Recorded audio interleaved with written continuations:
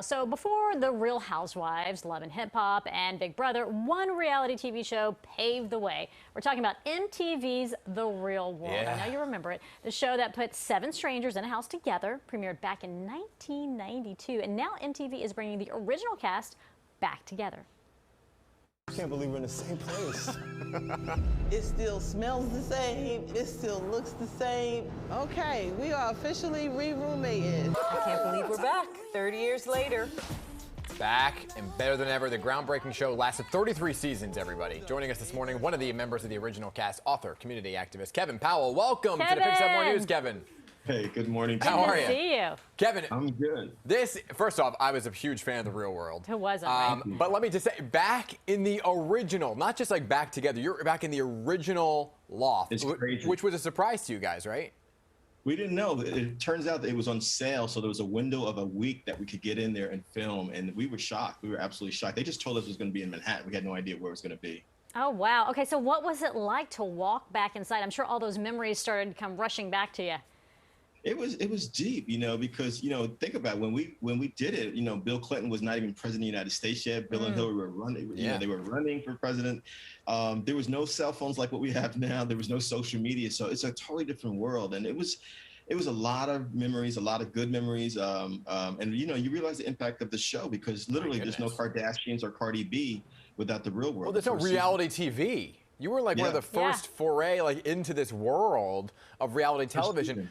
How much arm twisting did they have to do to bring you back, right? Whose idea was it to kind of bring everybody back together for this reunion? Well, the truth is the 7 of us have been in touch very quietly on a text thread for the last couple of years. So we've stayed in touch because we realize the bond that we have in spite of debates, arguments, things that people remember, we're connected. We realize that this is something that's connecting us for the rest of our lives. And it was important for us to come back together. And we agreed if it's not all 7 of us, then we're not going to do it. And everyone agreed.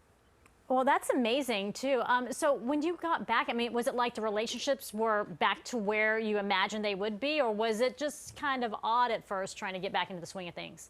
No, it was very much like it was. We got immediately used to the cameras all over again. And again, some of us have been talking for the last few years in different ways. And so there's connections there, like Heather B. and Julie have been sisters for 30 years since the show started.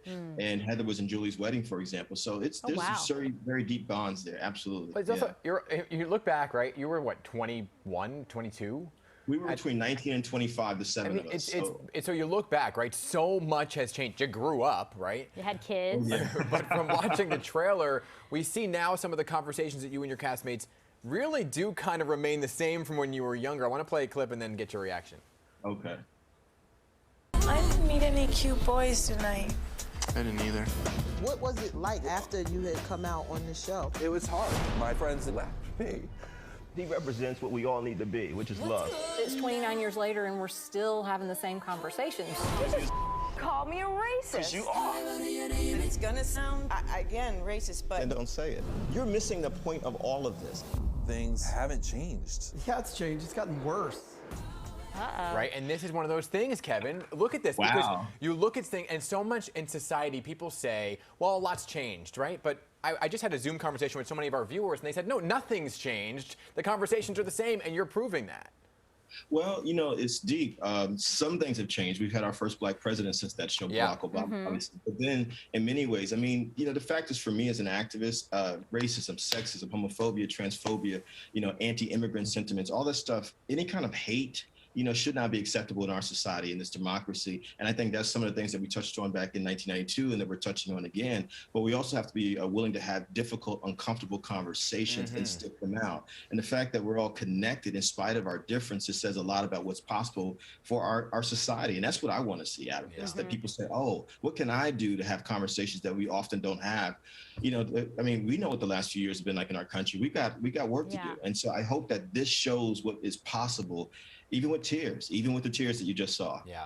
Well, you've tried to expand that conversation after The Real World. You went on to write for Vibe magazine. You've written more than a dozen books. You even ran for office. What's the biggest lesson of The Real World that you feel has really enhanced your life?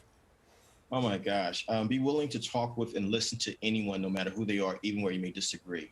Be open to learning new things. Be open to people that are different to you. That's very, very important, you know, and I just can't stress that enough, you know. And for me, I see Norman, who's a gay man, and me, a black man, as brothers. You know, who cares our different identities? We are brothers, we are brothers, we are brothers and sisters and family. And we need to understand that as a human race, as Americans. That's very important. You know, let me ask you this, because I'm listening very carefully to that soundbite and what you're saying now, and it sounds like you really want to have those conversations, right? And so much of reality TV, sometimes it thrives on the drama of it all, but at the core, what we want to see in society are people having those conversations and doing it in a respectful way.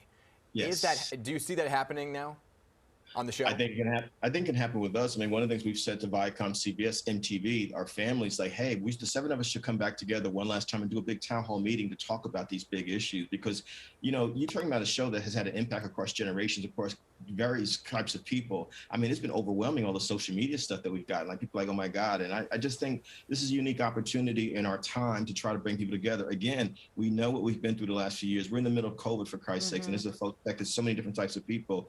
You know, love is the answer. Hatred should be unacceptable no matter who we are. That's the bottom line. You know, well said. Thank you so much. Thanks for joining us. It's going to be fun to watch. You can catch The Real World Homecoming streaming now on Paramount Plus. Kevin, we appreciate your time today. Good to see you. Kevin, you still live in Brooklyn. You grew up in Jersey. Let me ask you a question. Uh-oh. Yeah. I'm getting the rap and the hook, but Taylor ham or pork roll?